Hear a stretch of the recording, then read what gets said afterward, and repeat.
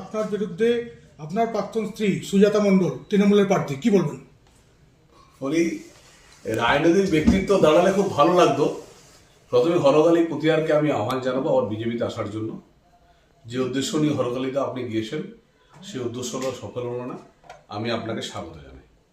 দ্বিতীয়ত হচ্ছে, বিষ্ণুপুর লোকসভায় যদি কোনো রাজনৈতিক ব্যক্তিত্ব দাঁড়াতো তাহলে রাজনীতিগত ভোট হতো এবং একটা কম্পিটিশন হতো, একটা এলাকার ডেভেলপমেন্ট নিয়ে আলোচনা হতো। কিন্তু বিষ্ণুপুর লোকসভা আমাকে মনে হচ্ছে অনেকগুলো রেকর্ড তো ভেঙেছি। আবার মনে হচ্ছে বিষ্ণুপুর লোকসভা পশ্চিমবাংলার মধ্যে সর্বোচ্চ ব্যবধানে ভারতীয় জনতা পার্টি জিতবে।